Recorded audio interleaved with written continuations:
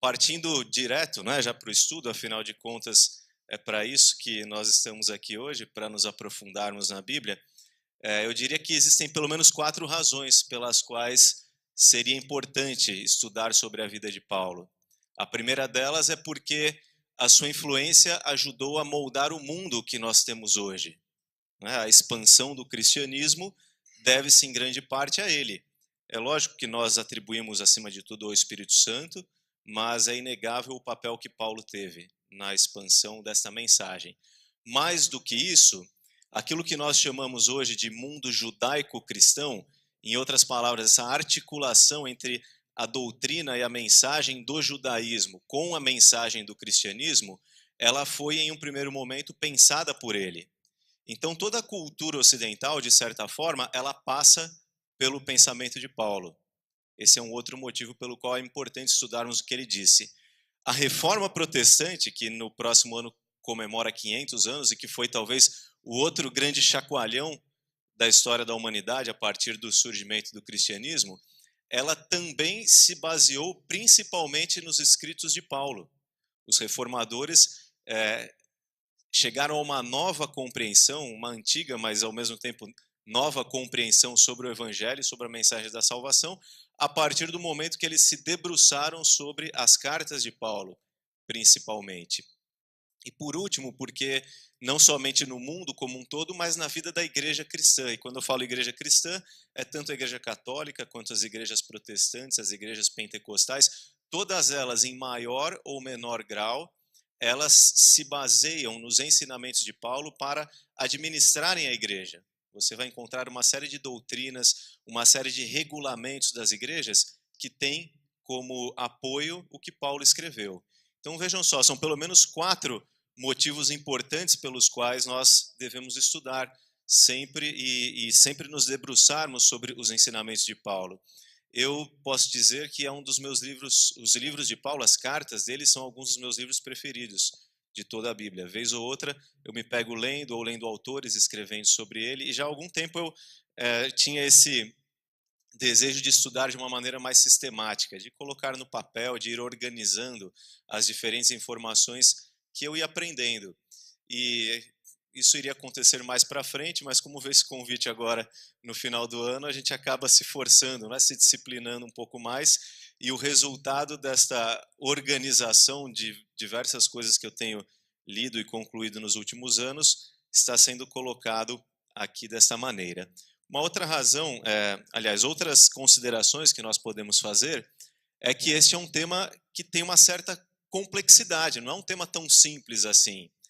E é um tema complexo porque, em primeiro lugar, envolve uma cronologia meio complicada. Embora a vida de Paulo não tenha sido tão longa, houveram muitos acontecimentos durante a sua vida e em muitos lugares diferentes. Paulo viajou muito. Então fica difícil se você simplesmente pegar e ler ali as cartas de Paulo ou simplesmente ler o livro de Atos, você entender com facilidade o que estava acontecendo, quando estava acontecendo, em que momento ele estava, quanto tempo tinha passado de um capítulo para o outro. Essa cronologia é meio complicada, embora ela esteja toda apresentada na Bíblia com respaldo histórico. Então nós precisamos organizar a cronologia para poder entender. O estudo que eu pretendo apresentar é seguindo um pouco dessa ordem cronológica e explicando um pouco desses períodos também. Uma outra questão que acaba se tornando relevante quando a gente fala sobre isso, e tem a ver com essas dificuldades, é porque a vida de Paulo é cercada de alguns mistérios. Então ele não é um personagem que você tem ali como, por exemplo, a vida de Davi, a vida de José, de Daniel, alguns detalhes que nós gostaríamos de saber. A gente tem uma coisa ou outra ali sendo apresentada sobre a sua vida pessoal, mas o que a gente mais tem é a partir do momento que ele se converteu. Então, uma série de mistérios, aparentes mistérios, acabam surgindo quando nós nos voltamos para esse assunto. E, além disso, existe o fato de que nem sempre a sua teologia, os seus escritos, eles são fáceis de se compreender.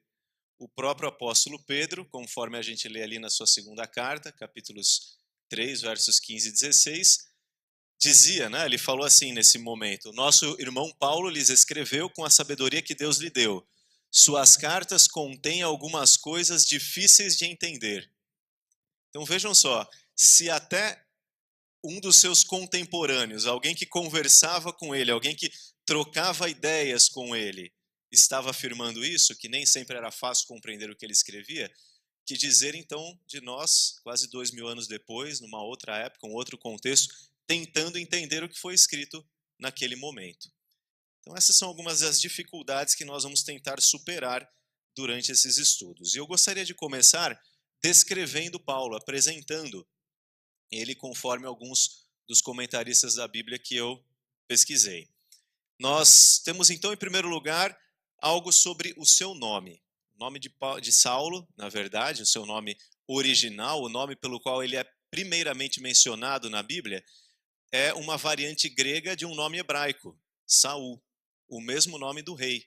Então, quando nós estamos pensando na figura de Paulo, nós estamos pensando em alguém que tinha o mesmo nome do rei Saul, o primeiro rei de Israel ali no Antigo Testamento. Saulo seria então uma variante grega do hebraico Saul, cujo o significado seria desejado, esperado. Alguns comentaristas falam em uma resposta a orações.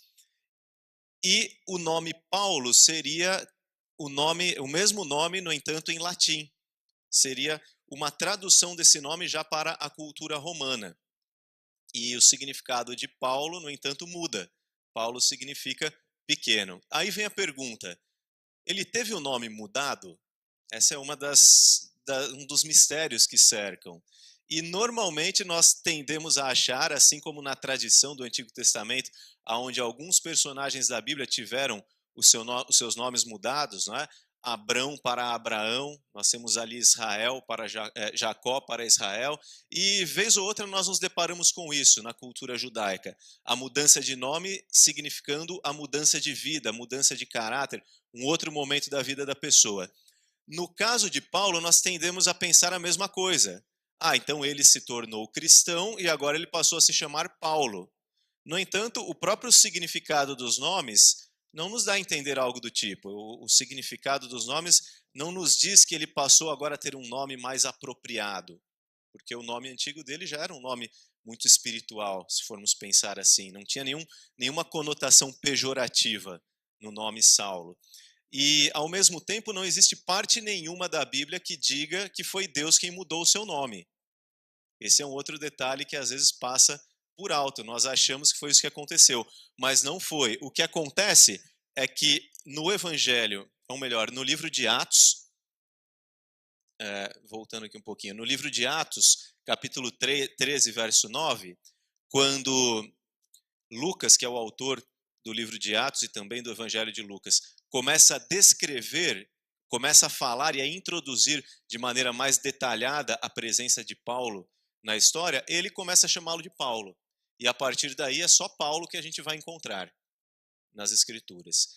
E algumas pessoas conjecturam, né? Será que ele mesmo quis mudar o seu nome? Pode ser, talvez para desvinculá-lo um pouco do nome que ele tinha mais hebraico, como uma forma de pregar o evangelho de uma maneira mais com mais acesso, vamos dizer assim, às pessoas, uma vez que ele estava voltando a sua pregação para os chamados gentios, ou seja, os não-judeus. Então talvez ele tenha feito isso propositalmente. Ele pegou uma variação do nome dele, como alguém que pega o seu nome em português e pega ali então a sua variação em inglês, porque agora vai viver em um país de língua inglesa. Isso é comum acontecer. Talvez ele tenha feito isso. Outras pessoas já acreditam que há um simbolismo nisso. Uma vez que Paulo quer dizer pequeno, ele teria então agora adotado esse nome como um sinal de sua humildade, já que antes ele se vangloriava da sua posição espiritual e agora ele tinha aprendido que ele tinha que se submeter a Cristo. Enfim, nós não sabemos exatamente o que proporcionou essa mudança, mas a gente sabe que ele era chamado por ambos os nomes. É como diz ali, Saulo também chamado Paulo. Então ele não abandonou o nome Saulo. Ele simplesmente passou a ser chamado por mais um nome. Esse é um dos detalhes que a gente acaba descobrindo. Nós também podemos falar um pouco sobre o seu nascimento. E acredita-se que ele tenha nascido entre o ano 5 e 10 depois de Cristo. Então vejam só, era alguém com uma idade muito próxima à de Jesus. Era alguém praticamente um contemporâneo de Jesus. Desta forma, mais novo do que a maioria dos discípulos de Jesus, uma vez que os discípulos eram mais velhos que ele, com exceção de um ou outro. João, por exemplo, era mais novo. Mas Paulo estava ali entre eles, vamos dizer assim, mais velho que João e mais novo que Jesus, se ele fosse fazer parte aí dessa cronologia. Ele teria morrido por volta do ano 67 depois de Cristo. Então vejam que é alguém que viveu pouco tempo. Não é alguém que teve uma vida longa, como o apóstolo João, que tenha chegado ali perto dos 100 anos de idade. Ele viveu por pouco tempo, cerca aí de 60 anos, mas foi o suficiente para uma vida cheia de acontecimentos, cheia de realizações e de impacto tão grande na história da humanidade. O local onde ele nasceu era a cidade de Tarso, por isso que ele era conhecido como Saulo de Tarso. Tarso era uma cidade importante, era um centro comercial da região da Cilícia, parte do Império Romano, aonde atualmente é a Turquia, território da Turquia. Até hoje existe a moderna cidade de Tarso, no mesmo local, só com um detalhe: a cidade da época de Paulo está soterrada a cerca de 6 metros abaixo da cidade atual, como acontece em todas as cidades que duram centenas, né, e milhares de anos. Cidade de São Paulo, por exemplo, em certos lugares vão cavar para fazer túnel de metrô e descobrem ali construções, ruas antigas. Né? Imagine então uma cidade que tenha mais de 2.000 anos. O quanto de sedimentos, o quanto de acúmulo de material sobre a cidade antiga. Embora na cidade ainda tenha um local ou outro turístico que os guias levam e atribuem, né, como sendo lugares por onde ele teria passado. Não temos a certeza absoluta de que foi assim, mas a localização geográfica, pelo menos, nós sabemos que é a mesma. Na época já era uma cidade grande, de cerca de 300 mil habitantes, e era um centro intelectual, então era um lugar onde havia muitos filósofos, muitas escolas, e hoje em dia é uma cidade com mais de 3 milhões de habitantes, então continua sendo um local importante. Outro detalhe sobre a vida pessoal de Paulo tem a ver com a sua condição de ter uma dupla cidadania. Então, naquela época, né, isso já existia, como ainda hoje. Algumas pessoas têm a cidadania do país onde nascem e do país de onde vieram seus ancestrais, por exemplo. Ou se mudam para um outro país e ali adquirem uma nova cidadania, anexa à sua cidadania de origem. É assim era como Paulo. E na época, qual era a cidadania mais desejada? Era a de cidadão romano, que era justamente a sede do império. Seria mais ou menos como alguém que hoje em dia adquirisse uma cidadania norte-americana, por exemplo, ou de algum país europeu, que lhe daria direitos, né, como um cidadão desse lugar.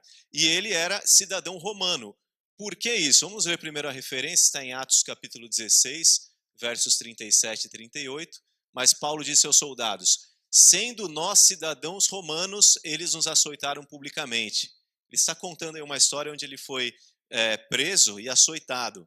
E então o que aconteceu? Os soldados relataram isso aos magistrados, aos quais ouviram que Paulo e Silas eram romanos e ficaram atemorizados. Por quê? Ninguém podia sair por aí surrando, chicoteando um cidadão romano. Ele tinha direitos como cidadão romano, e lá ele está, e de vez em quando ele usou isso em favor da sua missão como pregador do evangelho. Atos 22, versos 27 a 29, a gente encontra mais uma vez essa referência. O comandante dirigiu-se a Paulo e perguntou: diga-me, você é cidadão romano? E ele respondeu: sim. E o comandante disse: eu precisei pagar um elevado preço pela minha cidadania. Naquela época já se comprava cidadania, né? E já era caro, como é hoje em dia. Respondeu Paulo: eu tenho direito por nascimento. Os que iam interrogá-lo retiraram-se imediatamente, e o próprio comandante ficou alarmado ao saber que tinha prendido um cidadão romano. Dá para a gente perceber, pelos relatos, então, que essa cidadania era algo realmente importante, conferia a Paulo um status diferente.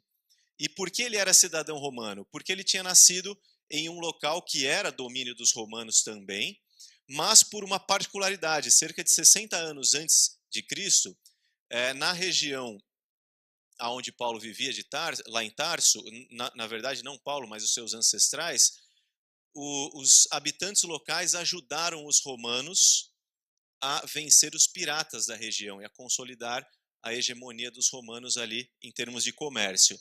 E como um presente, vários cidadãos da cidade receberam uma cidadania honoris causa. Então, o que é provável é que ou o pai ou o avô de Paulo tenha recebido essa cidadania e ele tenha recebido por extensão como um descendente. Por isso, provavelmente que Paulo era um cidadão romano, uma vez que ele era, por sangue, nós vamos ver mais para frente, judeu. Toda a sua linhagem era dentro do judaísmo. Paulo foi também educado por Gamaliel, parte da sua educação. Então ele nasceu na cidade de Tarso e depois mudou-se para Jerusalém ainda jovem. Diz aí em Atos 22, verso 3, ele mesmo falando, fui instruído rigorosamente por Gamaliel na lei dos nossos antepassados, sendo tão zeloso por Deus quanto qualquer de vocês hoje. Ele estava no capítulo 22 ali, se dirigindo aos judeus em um discurso que ele faz já no final do livro de Atos, em defesa da própria mensagem do evangelho e do seu direito de pregar o evangelho também. Bom, por que ele falou isso? Porque era parte importante também da sua biografia. Gamaliel era um dos mestres, um dos rabinos mais importantes da sua época, um dos grandes mestres de Israel. Ele ensinava os fariseus. Nós vamos ver mais um pouquinho para frente também sobre a importância de Paulo se identificar como um fariseu. E ele foi lá para a escola dos fariseus. Gamaliel era também um membro do Sinédrio. Em Atos capítulo 5, ele está lá ajudando a solucionar um problema que estava surgindo da pregação do evangelho, do início da pregação do evangelho. E ele ali então tem uma palavra de equilíbrio, as pessoas respeitam o que ele fala. Gamaliel era alguém muito importante dentro da cultura dos judeus, era um mestre importantíssimo. E quando ele falava que tinha sido instruído por Gamaliel, isso significava duas coisas, né? Significava que ele, em primeiro lugar, tinha condições intelectuais de frequentar a escola de Gamaliel. Não era qualquer jovem que entrava na escola deste rabino. Tinha que ser alguém especial. E significava também que Paulo tinha um apoio financeiro dos seus pais para sair de Tarso e ir viver e estudar fora, num outro país. Havia custos nisso, desde aquela época. E ele, então, tinha esse suporte por trás dele. Enfim, ele era de uma família que tinha certas condições financeiras para apoiá-lo. Hoje em dia, nós também damos muita importância, às vezes, para o lugar onde uma pessoa estuda. Não é assim? A pessoa fala, olha, eu me formei em tal lugar. Isso é importante porque confere ao indivíduo certas características que se atribui a quem passou por tal escola. E quando a gente entra ainda no nível da pós-graduação, é importante você falar, por exemplo, quem é o seu orientador, quem é aquele que está direcionando. Então, se você diz, fui orientado por fulano de tal, isso dá um respaldo para a sua formação. É mais ou menos essa lógica que Paulo segue, só que de uma maneira ainda mais intensa, porque Gamaliel ele tinha mais respeito, vamos dizer, do que qualquer professor universitário dos nossos dias, dentro do povo judeu. Então, de uma maneira mais intensa ainda, era essa lógica que Paulo usava quando ele se apresentava como um aluno, como alguém que havia aprendido aos pés de Gamaliel. Provavelmente ele foi para Jerusalém aprender por volta dos seus 13 anos de idade, a partir do momento em que o menino judeu era considerado já um jovem adulto e com condições de viver a sua própria vida e já de planejar o seu futuro. Sua profissão era a de fazedor de tendas, diz ali em Atos capítulo 18, verso 3, uma vez que tinham a mesma profissão, ficou morando e trabalhando com eles, pois eram fabricantes de tendas. Era um trabalho especializado, um trabalho artesanal, que na época era muito valorizado também. Seria o equivalente hoje em dia a ser aí um designer de interiores, a ser um arquiteto. Era esse o papel de um fazedor de tendas. Às vezes a gente ouve esse nome e não dá o devido valor para o que era, né? Mas era uma profissão que tinha um certo valor. E enquanto ele pregava, esse trabalho o sustentou por muitas vezes. Ele chegava num lugar, começava ali a trabalhar, se misturar com as pessoas, e a partir daí, então, ele ia pregar o evangelho. Esse é outro detalhe interessante da sua vida. Sua família, outra grande pergunta que se levanta. Paulo era casado? O que nós podemos dizer sobre isso? Provavelmente não, embora talvez ele tenha sido. Por que nós dizemos que talvez ele tenha sido? Porque ele fala da vida de casado como alguém que passou por aquilo. Ele descreve o matrimônio, ele dá conselhos para casais como alguém que aparentemente já esteve nessa situação. Porém, nós temos três alternativas principais para entender qual era o estado civil dele. Ou ele era solteiro, ou ele era viúvo, ou abandonado pela mulher. Por que nós dizemos isso? Porque ele mesmo fala, em algumas referências, que ele estava sozinho. Por exemplo, ele diz aí em 1 Coríntios 7, 7 e 8. Gostaria que todos os homens fossem como eu. Digo, porém, ali no final, aos solteiros e às viúvas, é bom que permaneçam como eu. Logo, né, tendemos a pensar o quê? Ou ele era solteiro ou era viúvo, mas que ele estava sozinho. Ele também diz ali em 1 Coríntios 7,32, gostaria de vê-los livres de preocupações. O homem que não é casado preocupa-se com as coisas do Senhor e em como agradar ao Senhor. Então, por que ele estava dizendo isso? É importante entender o contexto. Nós estávamos ali num contexto do quê? De pregação do evangelho, onde aquele que pregava o evangelho pagava um preço muito alto. Basicamente, escolher se tornar um missionário, um pregador, significava escolher ser perseguido, como ele foi, por várias ocasiões. E é nesse sentido que ele estava dizendo, olha, é melhor estar sozinho para fazer o que eu faço.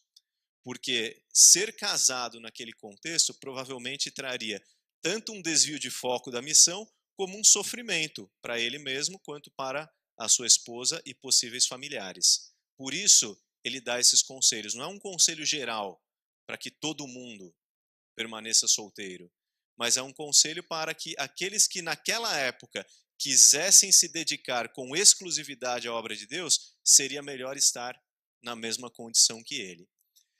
Por outro lado, ele ainda diz o seguinte, no 1 Coríntios capítulo 9, verso 5, não temos nós o direito de levar conosco uma esposa crente, como fazem os outros apóstolos, os irmãos do Senhor e Pedro? Por que ele disse isso? Porque ele estava dizendo que da mesma maneira que ele estava sozinho, se ele quisesse, ele poderia se casar. Justamente para esclarecer isso, que estar sozinho não era uma obrigação da parte do cristão, mas era uma escolha, e que haviam outros que eram casados e que levavam as suas esposas para as missões também.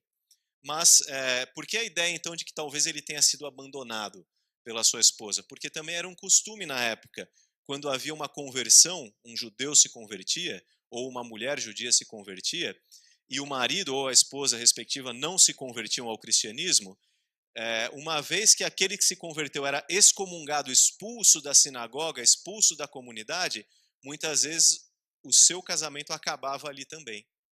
O seu marido ou a sua mulher também virava as costas para essa pessoa. Talvez tenha acontecido isso com Paulo, mas a verdade é que nós não podemos afirmar exatamente nenhuma coisa nem outra. Mas as evidências bíblicas dão a entender que ele estava sozinho, pelo menos no momento, a partir do momento em que ele se torna um pregador. E ele tinha também uma irmã e um sobrinho que viviam em Jerusalém. Essa é outra curiosidade que às vezes passa por alto, que às vezes a gente não sabe. Mas ele tinha esses familiares ali em Jerusalém. Atos 23, verso 16. Entretanto, o sobrinho de Paulo, filho de sua irmã, teve conhecimento dessa conspiração, era um grupo de judeus que queria tirar a vida de Paulo, foi à fortaleza, onde Paulo estava preso sob custódia dos romanos, e contou tudo para Paulo. Então esse sobrinho, inclusive, teve um papel importante aí, já nessa fase mais final da sua vida, ao livrá-lo de uma morte certa em uma emboscada proporcionada pelos judeus. Sobre a aparência de Paulo, a gente sabe pouquíssimas coisas. Existe uma fonte extra-bíblica, que é um livro chamado Atos de Paulo e Tecla, que conta a história, né, da experiência espiritual de Paulo e dessa discípula de Jesus chamada Tecla, que era uma pessoa da nobreza e que tinha aprendido o evangelho com Paulo. Enfim, não é um livro que nós consideramos inspirado como um livro da Bíblia, mas é um relato histórico. Pode ser verdadeiro ou não. Só que lá está dizendo o seguinte, há uma descrição de Onesíforo, um personagem do livro, sobre Paulo. Ele diz o seguinte, era um homem de pequena estatura, parcialmente calvo, pernas arqueadas, de compleição robusta, olhos próximos um ao outro e um nariz um tanto curvo. O pastor Brenha definiu bem aqui, ele falou feio, né, o resumo dele. Então, não era uma pessoa muito atraente. Né, e, embora a versão armênia desse mesmo manuscrito diga o seguinte, que Paulo tinha olhos azuis. Deu uma melhorada já, né? Aí melhorou um pouco, né? Os armênios pelo menos contaram esse detalhe aí da história. Bom, o fato é que na Bíblia o que a gente tem sobre a aparência física dele? Vai mais ou menos nessa mesma linha, 1 Coríntios 10:10. Pois alguns dizem, as cartas dele são duras e fortes, mas ele pessoalmente não impressiona. E sua palavra é desprezível. Quer dizer, pessoalmente não impressiona é uma maneira educada de falar o quê? Devia ser meio feio, né? Coitado do Paulo, não era a aparência que se destacava. Talvez ele fosse muito mais poderoso escrevendo do que falando, né? A não ser por um simples detalhe, como ele mesmo diz, que a sua pregação não se baseava em sabedoria humana, mas no poder do Espírito Santo. Faz sentido a gente pensar que ele não era alguém muito bonito, porque talvez isso esteja de acordo com o que ele mesmo escreve, quando ele fala que Deus escolhe as coisas loucas desse mundo, as coisas fracas desse mundo. E ele era uma pessoa assim, não era alguém que se impunha pela aparência. Bom, continuando, Paulo fala muito da sua identidade enquanto judeu. Então, alguns textos dizem, né, em Atos 22, verso 3, por exemplo, sou judeu, nascido em Tarso da Sicília, e ele diz ali, educado por Gamaliel, sendo tão zeloso por Deus quanto qualquer um de vocês. Ele estava se dirigindo ali a um grupo de judeus. Ele fala ali em Atos 23, irmãos, se dirigindo ao Sinédrio, né, a cúpula da sabedoria e da religiosidade dos judeus. Irmãos, irmãos quer dizer o quê? Estamos no mesmo nível. Sou fariseu, filho de fariseu. Então ele está clamando ali as suas credenciais. É como se ele estivesse dizendo, eu não sou apenas eu aqui um judeu dedicado, meu pai já era. E ele está dizendo ali na sequência, Paulo foi muito inteligente nesse discurso, como em vários outros, porque ele fala, lá no Sinédrio havia fariseus e saduceus, dois grupos religiosos diferentes dos judeus. Os fariseus acreditavam na ressurreição dos mortos, os saduceus não. E Paulo está dizendo ali para o grupo, olha, eu aqui como um fariseu estou sendo julgado porque eu acredito na ressurreição de um morto, no caso Jesus. Era isso que ele pregava. Isso criou um certo conflito ali no Sinédrio, porque alguns diziam, os fariseus diziam, olha, realmente, né, não pode ser condenado por isso. Já os saduceus o condenavam. Então foi uma maneira que ele encontrou de deixar o que? A assembleia dividida naquele momento. Em Atos 26 ele fala mais uma vez sobre isso. Eles me conhecem há muito tempo, ele está dizendo sobre os judeus de Jerusalém, e podem testemunhar, se quiserem, que, como fariseu, vivi de acordo com a seita mais severa da nossa religião. Os fariseus eram conhecidos porque se apegarem rigidamente à guarda da lei, a tentar fazer tudo da maneira mais perfeita, de acordo com aquilo que estava escrito em todas as leis de Moisés, Deuteronômio, Números, Êxodo, tudo que está escrito ali no Antigo Testamento era o que os fariseus tentavam praticar de maneira assim, sem nenhum desvio. Um detalhe interessante, quando ele chama aquelas pessoas de irmãos e quando ele fala, olha, vocês me conhecem desde pequeno, ele está falando realmente de uma realidade. Porque se ele estudou aos pés de Gamaliel, muitos outros membros do Sinédrio também tinham estudado, também tinham aprendido. Jerusalém não era uma cidade tão grande. Então, quer dizer, aqueles que faziam parte da elite intelectual se conheciam. Então, ele estava falando ali já no futuro, né, passados aí 30, 40 anos, desde o momento em que ele havia conhecido essas pessoas, falando com indivíduos que o acompanharam nessa fase da vida também.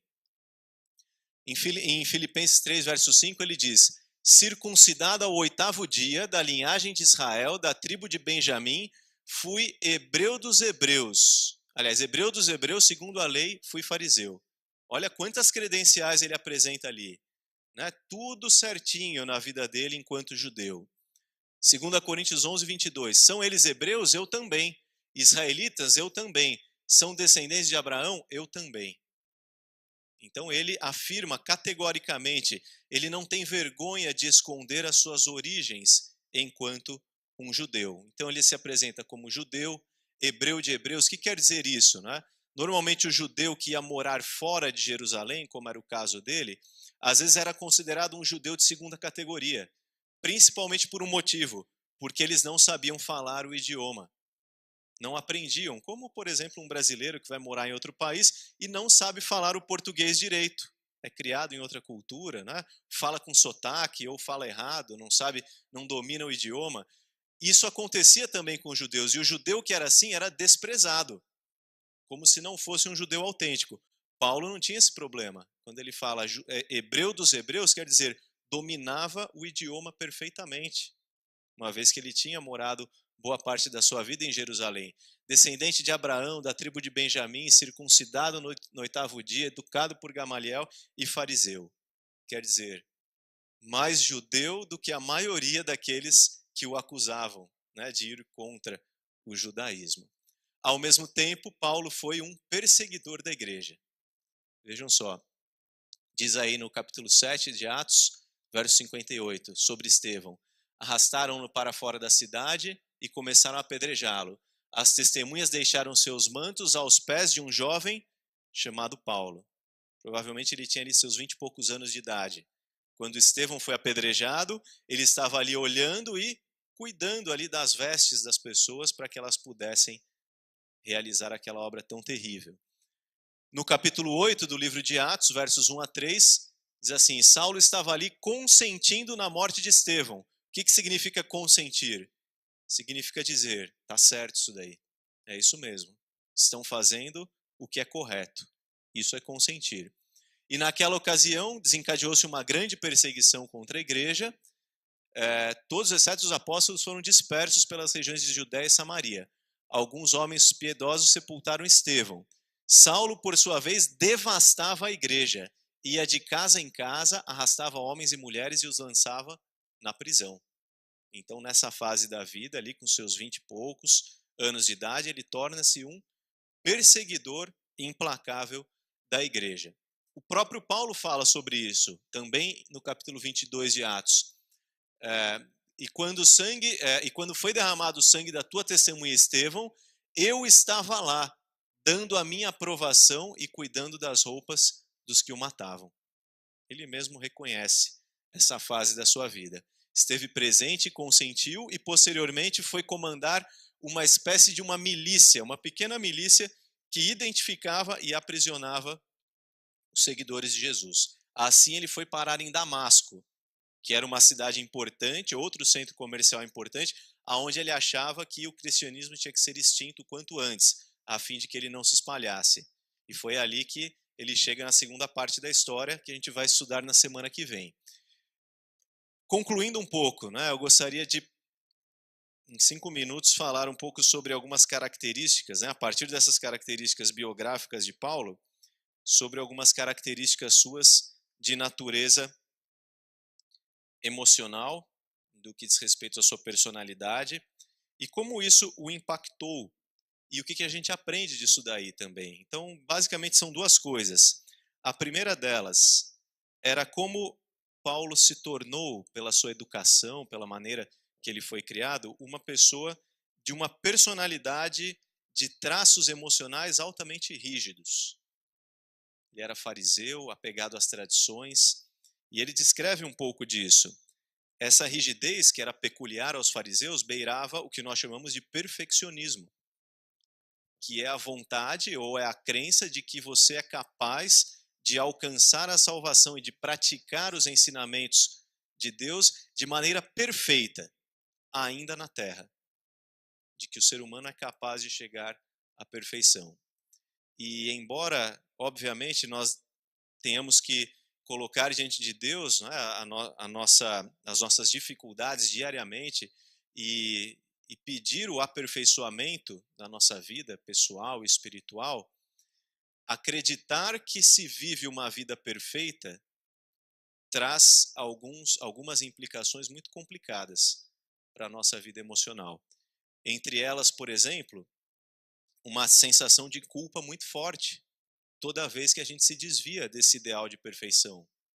Não é aquela culpa que nos move ao arrependimento, mas é aquela culpa devastadora. É aquela culpa que te derruba e que fala assim para você: você não vale nada, você não tem condições de fazer a vontade de Deus, é melhor você desistir.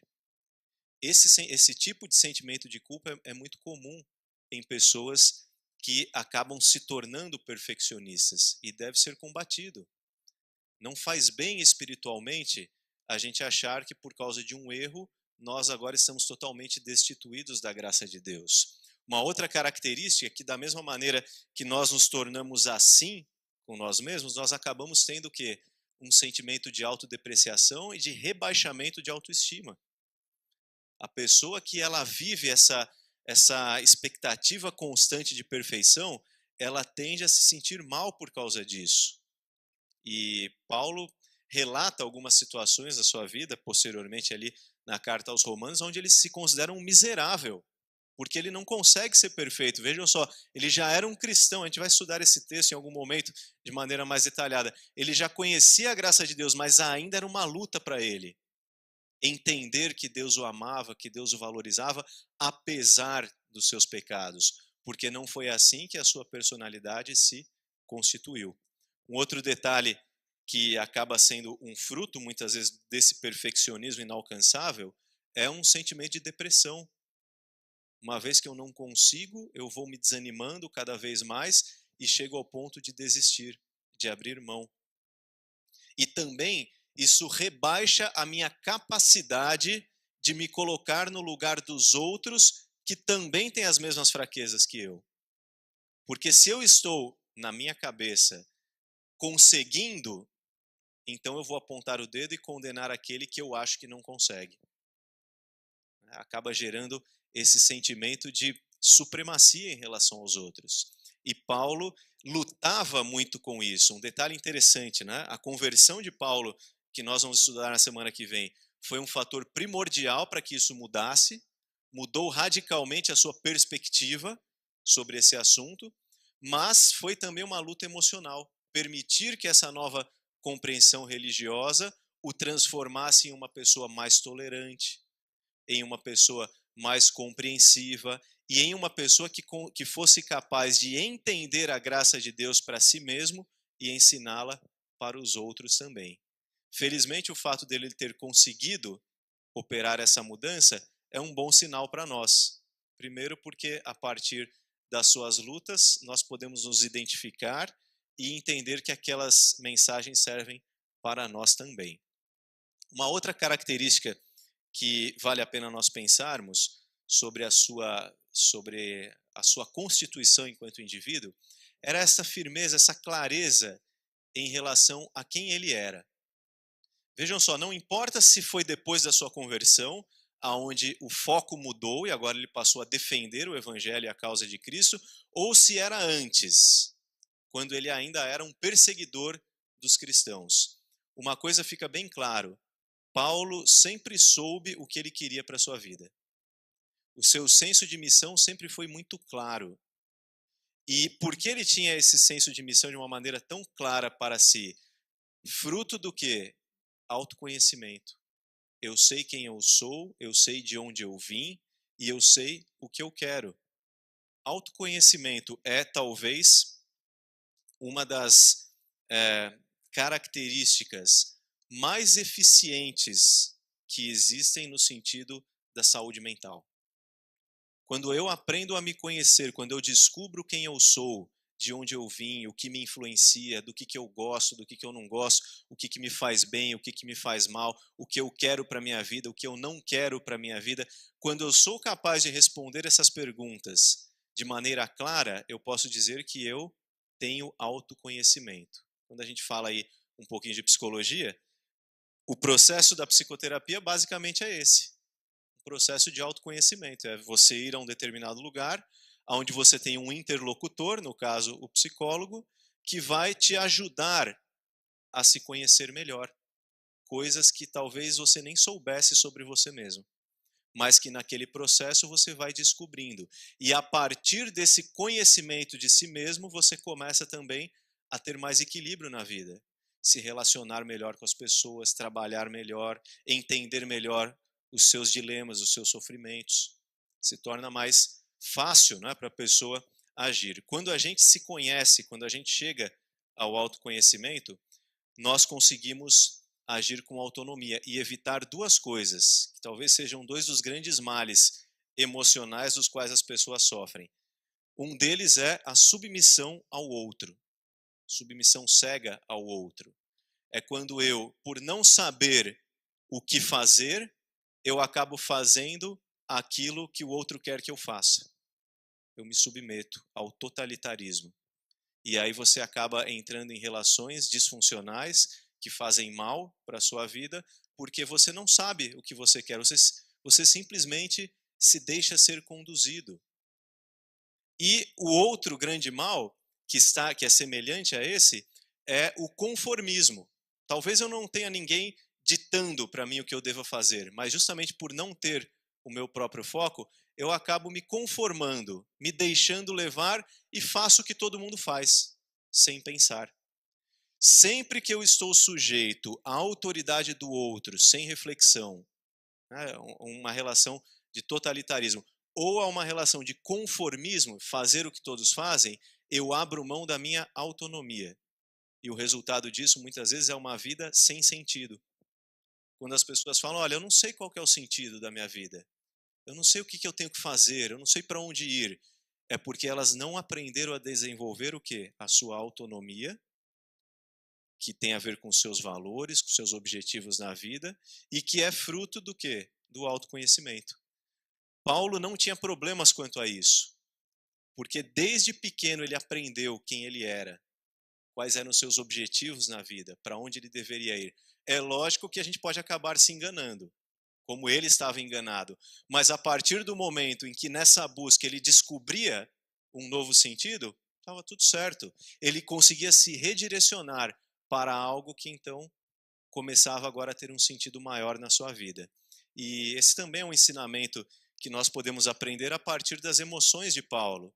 Como essa firmeza de propósito e de autoconhecimento pode levar uma pessoa a uma vida mais coerente, mais cheia de realizações e com mais equilíbrio, emocionalmente falando.